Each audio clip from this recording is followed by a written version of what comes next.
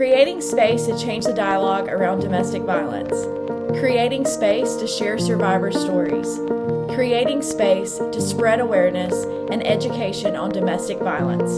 Welcome to Safe Spaces, created by The Hiding Place.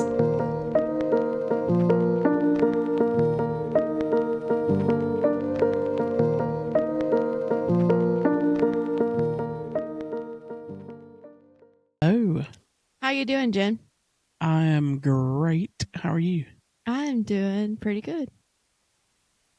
It's been a few minutes. few weeks. So we have full intention of releasing an episode every week. In fact, we were like, we'd really love to do an episode like more than just once a week, like a couple of times through the week as we, have different topics laid on our hearts and stuff. And then there's some weeks where we're so crammed with work that an episode does not get recorded. Yeah. And work includes survivors, calls, fundraising, like cleaning, trees falling down, Preparing for retreats. bear. And it's all things we enjoy, not so Yes. much the bear and the copperheads that Ooh, we've encountered over the past couple of weeks. We can tell you all that story in a minute. But we enjoy the work and find so much joy in the work. But it can get overwhelming when it's the two of us. But we do have an incredible board that Yes. is stepping in and stepping up in fundraising and taking some of that weight off of us. So it's been incredible yes. just to kind of watch the new hiding place unfold. It's been really cool to watch the growth. For sure. Yeah. So we're quick not- stories. Bear Yes. first. So the bear, our caretaker noticed, and we had noticed some new scratchings, and probably 6 foot, or a little bit more, maybe, on some of the ones we've saw, whatever it is. I am not well versed in the English language. You're becoming more and more of a mountain woman every day. Yes. Yes. So we had noticed some scratchings. Caretaker comes up and looks, and he's like, "There's a lot of bear activity up here." So he or she has been like pulling off of our building, like trying to find grubs, I guess. As in like the whole porch railing. Yeah. Torn off the back porch. Yeah, I guess he fell through it, or she fell through it, or something. Yeah, so we had that lattice type. It's like an older building, so they had the lattice for the sides where you don't fall off the railing, basically. Yes. And I can just picture this bear pushing on the lattice and falling off the porch. Yes, that's what happened. Straight up. Somehow we didn't catch that in the night. Yeah. Yep. They're incognito to our cameras, which is really weird. It's like Yogi and Boo Boo. They know where they are. And Showing like your age. Dancing. Hey, I love some Yogi and Boo Boo. It's good. So I'll tell the snake story if that's okay. Oh, that's perfectly fine. So we were going to a different building on the safe property, and it was my daughter, myself, and Jennifer. And there's some concrete steps that go down to this building. And I know it was the Lord telling me this because my heart started racing and I literally thought Copperhead. And I said, "Hey, Jennifer, before you go down those steps, make sure you check, because in the corners of the steps, that's the perfect spot for some Copperhead to be catching some sun." And I was leading the charge. I was in front. Yeah. So I like grabbed her arm. She leaned over the stair and was like, "Copperhead." I was like, "You are absolutely joking with She me said, right now." "You're joking." I was like, "Mm-mm." And sure enough, I leaned over and there that sucker was, waiting to bite our ankles. Yes. So all you snake lovers, we're sorry. We're but when we sorry. have folks up here, we cannot have copperheads can't have the slithering copperheads. around.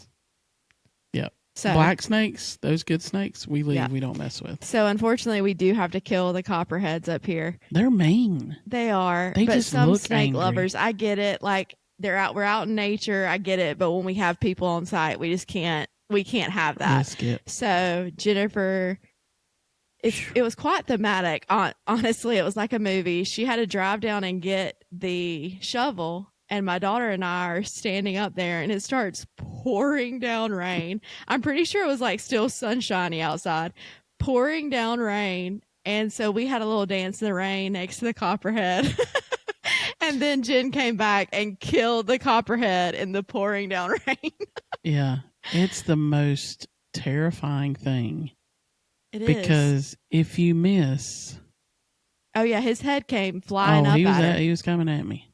If you miss, you're in trouble. And their venom, I mean, they'll cause some major nerve damage in your body. And then getting the anti-venom and all that stuff from way up here on the mountain, it's definitely a risk. We and typically I'm a diabetic, are wearing snake boots. Type 1 diabetic, healing is an issue anyways. Yeah, for sure. Yeah. For sure. So anyway, that's our animal tales. There you go. And if you guys, I know you don't know this, but Breann comes from a very animal loving family. So she's been around tons of animals, tons of snakes her whole life. So yeah, we love animals. It's just they're mean. Their face is like rawr. You may do that again. I actually have it recorded, so no, you don't have to. Okay. Just rewind that real quick and watch that again, guys. Yeah. Slow that down, slow motion. Rawr. There you go. So. All right, let's get to our topic. It's what the people are here for. Exactly. So this word is huge. It has many letters in it, but it's still it's a powerful word for survivors. It is. Empowerment. What does empowerment mean for you, Jen? It's giving someone power. But in a positive way. In a positive way. And when you tie it to survivors and domestic violence, it's game changing. Well, it's actually interesting, right? So we know the definition of domestic violence is basically the person is taking control of another person, right? So they're using control as their tactic to abuse, correct? Yes. So when you say it's giving someone control, that can be a little scary. But I would say it's giving them back the control that they have had stripped away. It's giving them that power back. Yeah, and I think it's hard. I've noticed this when working with survivors and then in my own story. When you're handed that power back, it's a little scary and a little nerve-wracking because you don't really know what to do with it. Yeah. So there's like an old saying, give a man a fish, he'll eat for a day. Teach a man to fish, he can eat for a lifetime, right? Right. So that's kind of what empowerment is. It's giving them something back, whether, it's resourcing, it's shelter, it's all those things that we offer, but it's giving them power back. And I thought it was interesting. Each survivor is a what word am I looking for here, Breann? They're an individual. Is that what you're trying to say? No, they're good grief. My brain don't work sometimes, guys. It's okay. They're experts in their experience. Oh, wow. Like you didn't experience their experience. I didn't experience your experience. Somebody else didn't experience my experience. So you're an expert in your own experience. Yeah. You know what happened. You know the whole deal, right? It ties in with their story, their terms kind of thing. Yes. So I think empowerment, and if we can learn this and teach this, empowerment's going to help us help someone else, because if they come to us, and we're going to get into this later, I think, if they come to us and they're an expert in their field and we don't listen to them, it's no good. It's about collaborating, right? Yeah. It's coming together, using their knowledge with their own experience and working together, collaborating with them and giving them resources, whatever else they need, food, shelter, finding them transportation, like all those things, but it's collaborating with them not telling them what to do. They've been told what to do, right? Mm. So they've been told what to do. So me saying you need to do these things, it doesn't work. Collaborating and saying, let's look at what's going to be best for you. That's way different. And I think to tie in with that, if we're trying to give survivors the tools to overcome the negative effects of an abuser's control and abuse, then we have to make sure we recognize the individual. And that's something that when the Lord laid the hiding place on mine and your hearts, it was all about, we're not going to make this model that everyone follows. And I always say healing is not a checklist, right? Yep. Although a lot of the times I know survivors leaving, they would love just like, give me a checklist, tell me what I need to do. But in reality, they don't understand at that moment the beauty of empowerment, right? Yeah. So that's why it's always been so important to us to make sure that we focus on the individual's needs, not comparing one story to another. And I think that's what we get to see so beautifully in our support group each week. Yeah. And I think not every person, just like what you said, it's not a cookie cutter. Everybody's different. They respond different. They heal different. Yeah. It's all different, but walking with them, giving that empowerment back, you have to walk with them because, a lot of our survivors, they haven't had that power. Yeah. So getting that back, you want to be and walk with them. So I guess I don't want to say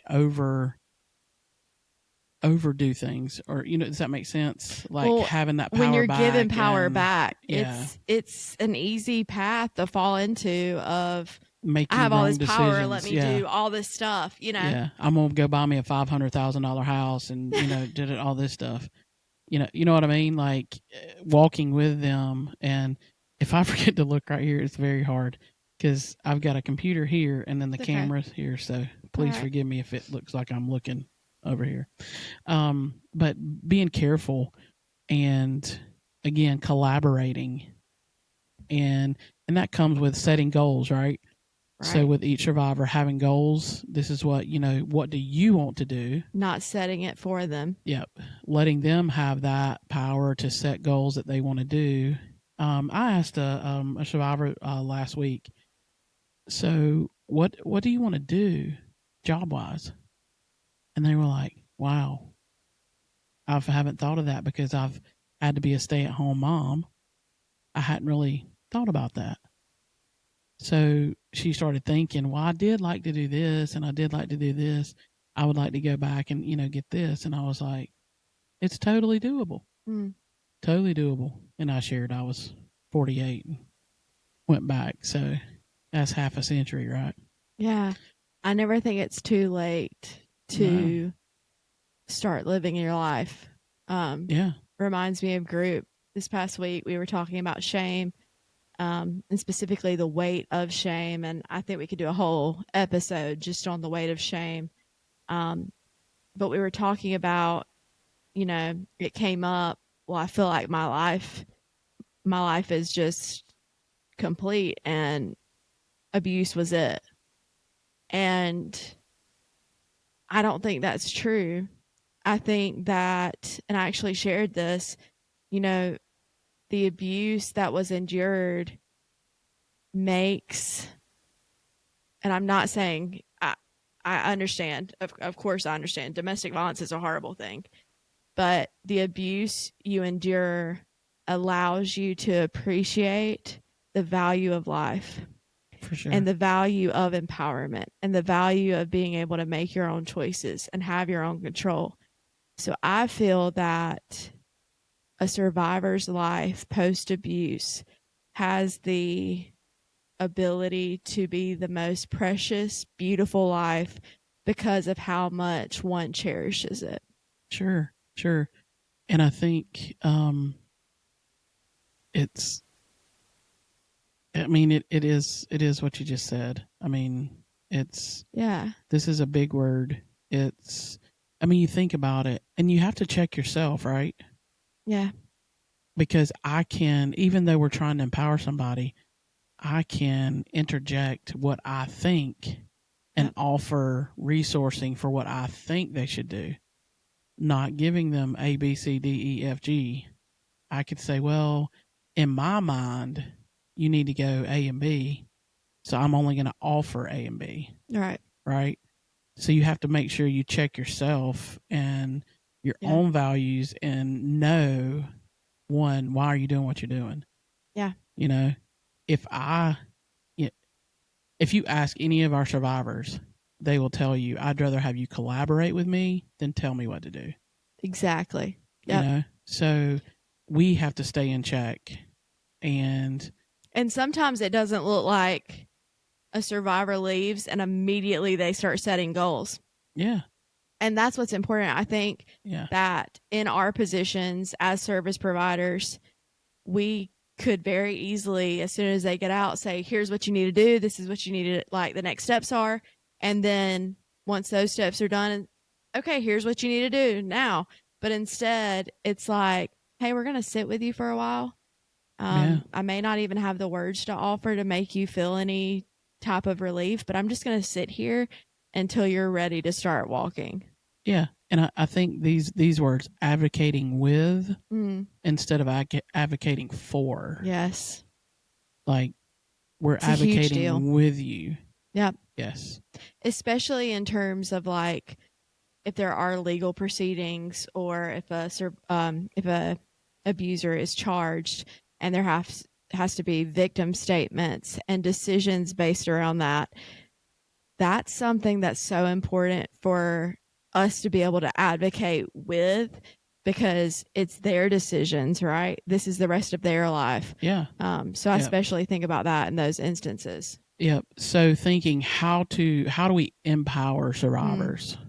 I think there's 3 key things, right? Yeah. So control, awareness, and solidarity. Yeah.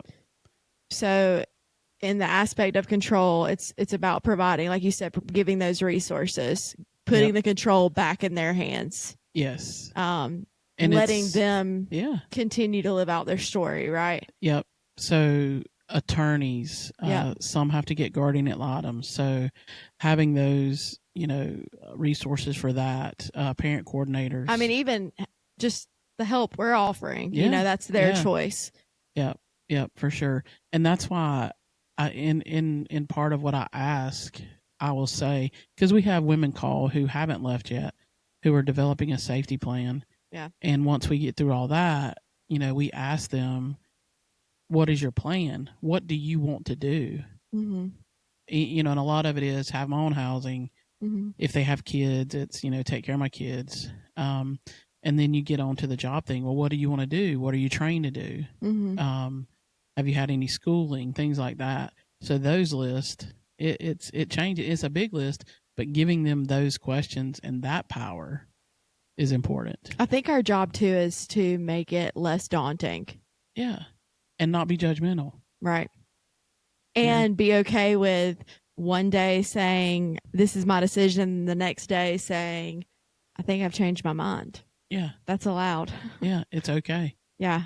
I change my mind all the time about stuff. Yeah. Why are our survivors any different, right? Correct. Yeah. So awareness, that's a given, right? So that's providing the support. And I also think just allowing, like, space for support groups, space for family sessions where you can help spread awareness on what the survivors went through, help form that community around them, help them feel that empowerment from multiple people, safe people, Yeah. And then finally, solidarity. And that's a big one about just connecting to other survivors, connecting to their inner self, being able to help them work towards finding their identity again, helping them find other services in the community. Maybe it's helping them find a church family. It can look different for every person. Yeah. We suggest our survivor group that we have, that they go and hang out outside Yeah. of group, right? Right. Yeah. Just that community.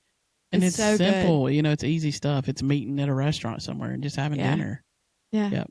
Yep. So I'm going to tell you this, and it's going to blow your mind. I haven't shared it with you because I want to share it with you on the podcast. Oh, wow. Yeah. So I had a session with a survivor today. And we were having some big realizations throughout the whole session, just a really positive session. And this woman has been with us for several months. She actually found us through the podcast. No. It's quite That's crazy.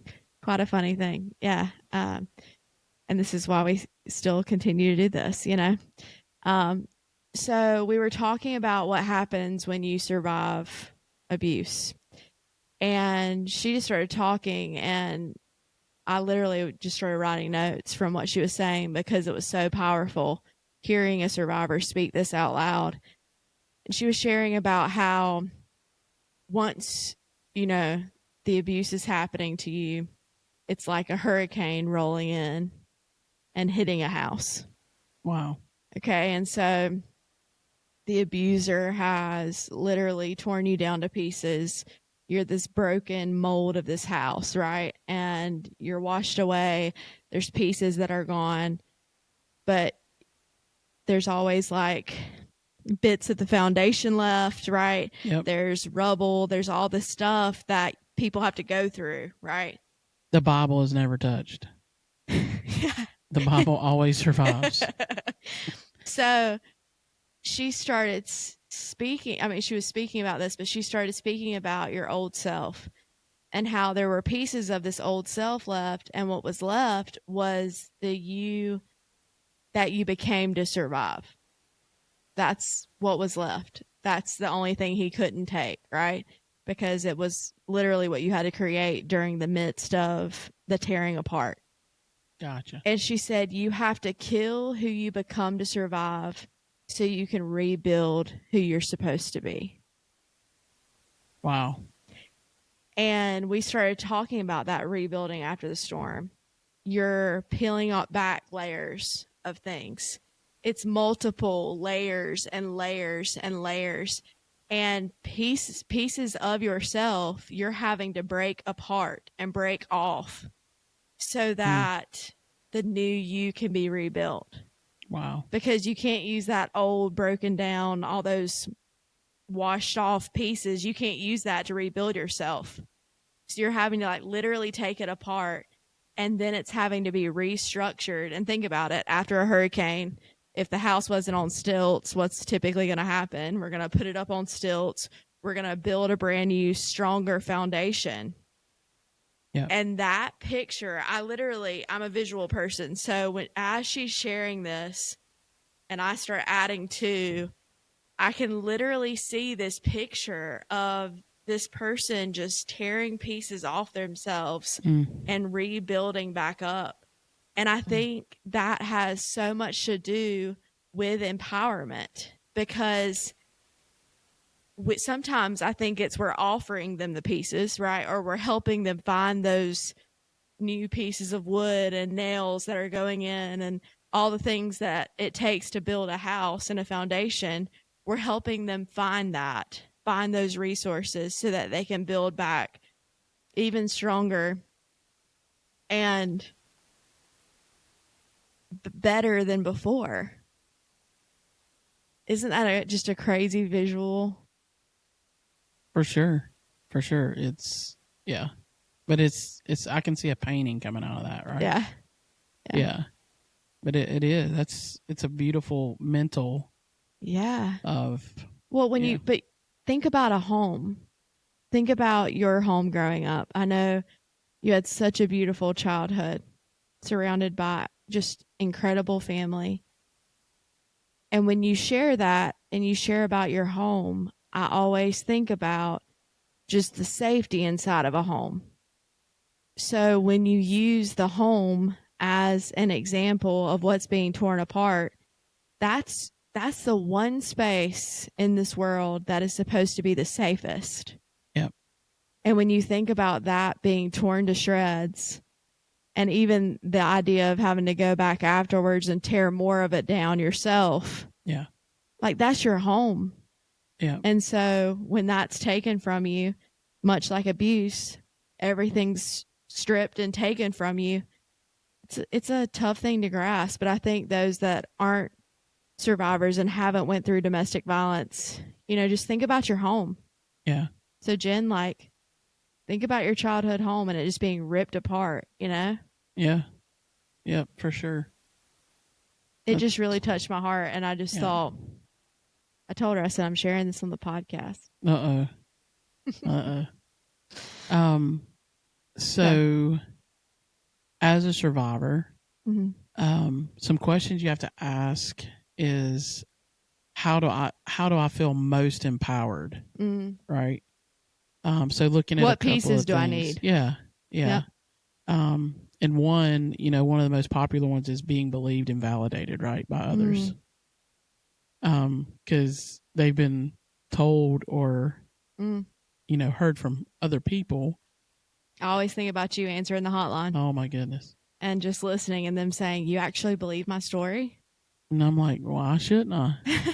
You've given me no reason not to believe you, right? Right. Some of that empowerment, they feel most empowered through options for support, right? So resources stuff that we give them, encouraging just what we talked about, encouraging them on their path, right?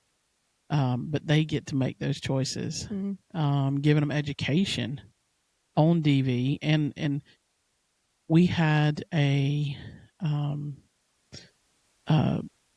someone that was sharing with us the other day that they didn't realize they lived in a domestic violence home until later in life, right? Yeah.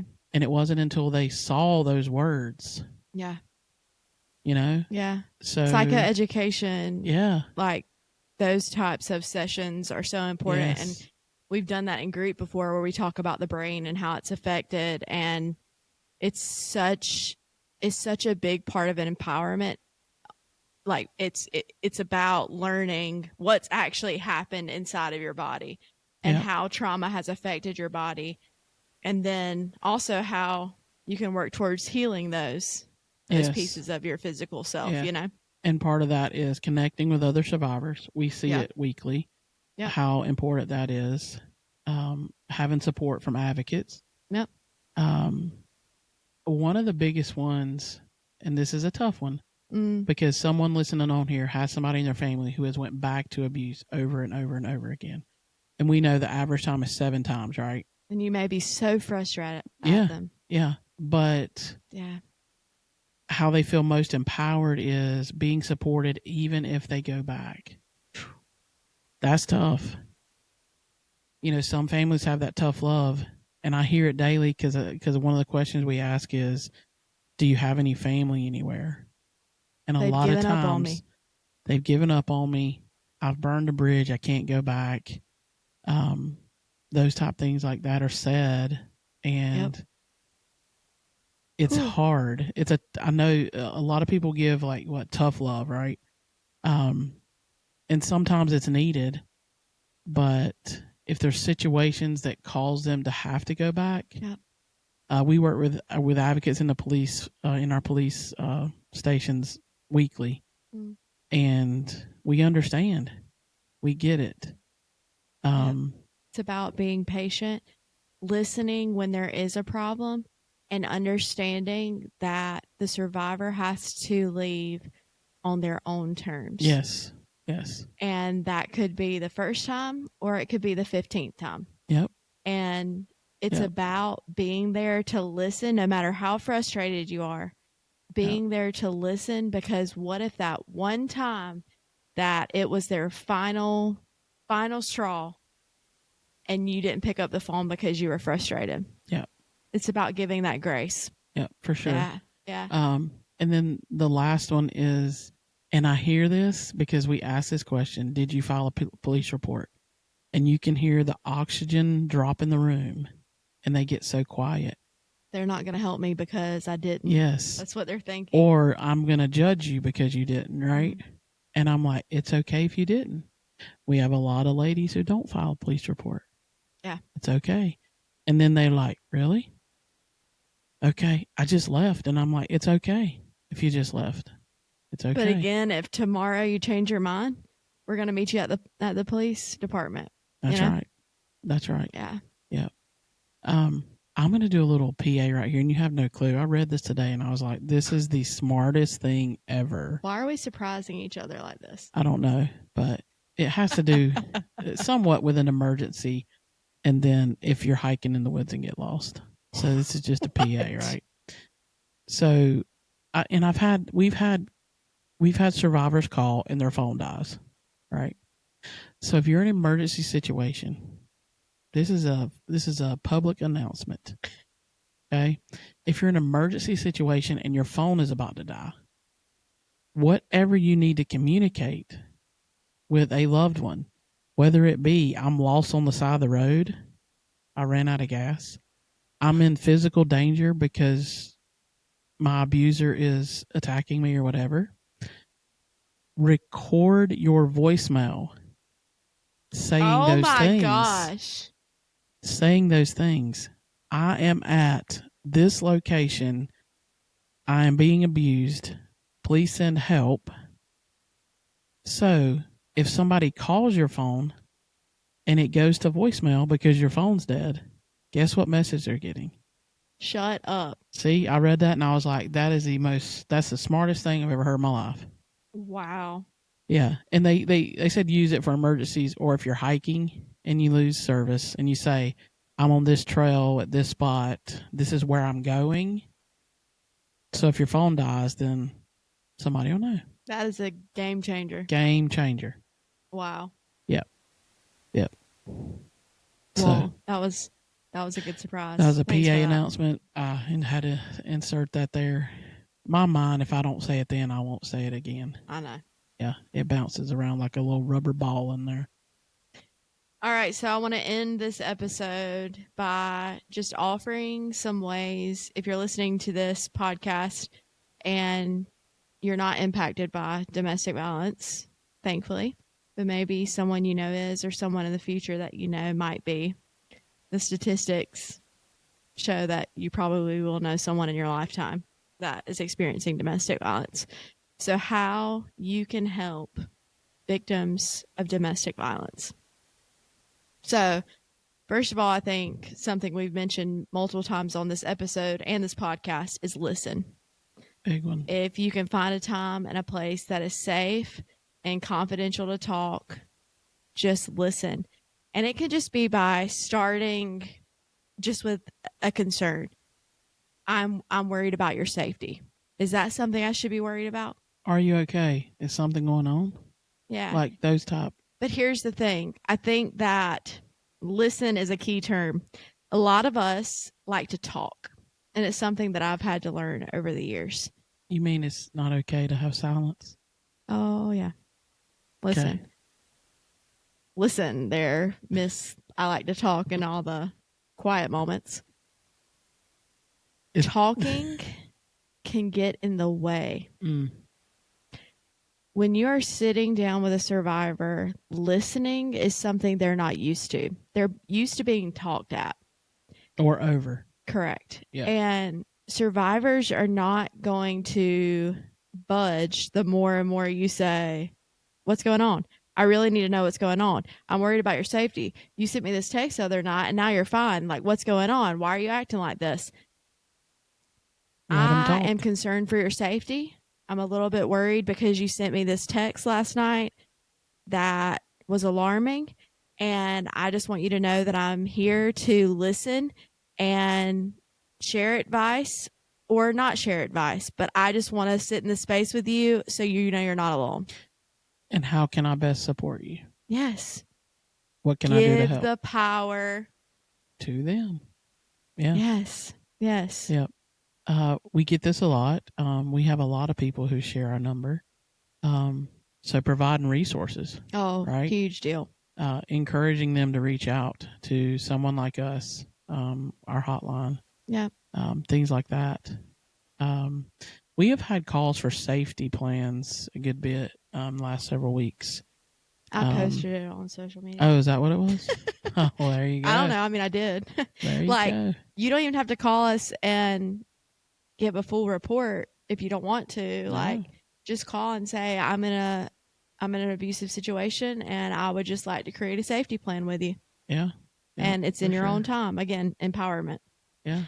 Yeah. And then a huge thing, respect their choices, right? Yeah. Don't pressure them into leaving. Yep. It's never just as simple as just leave. It's not like that. And this term, that's the stupidest thing you can do is go back. Yeah. Just stupid. Yeah. Yeah. That's not the way. Because first of all, it's not offering any kind of support. It's not kind. And it's not going to make them open up to you more. No, they're never going to talk to you again. Yeah. Being honest. They're not. Don't be judgmental. Yeah. Don't make them feel bad for staying in an abusive relationship. Let them know you'll be there no matter what choice they make. Yeah. And I'll be here when you're ready to leave. Yeah. Or if you're not, like, yeah, I'm going to be here. Either way.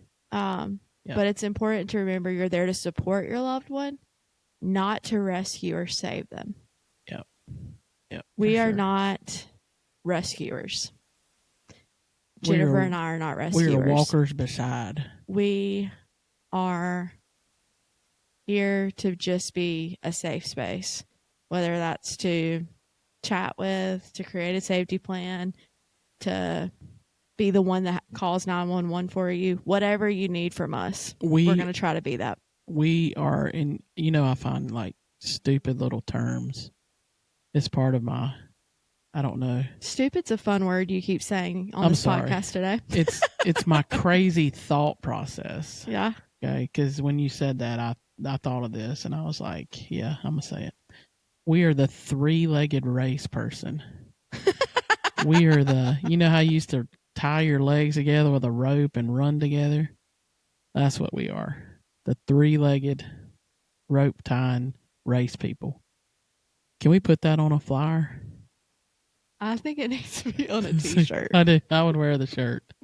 That's our next shirt. We're gonna have that. We're gonna sell some t-shirts.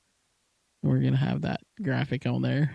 See, that's how my mind works. It's not a Safe Spaces episode without a crazy thought from Jennifer and you guys laughing at the end of a really tough episode. Yeah.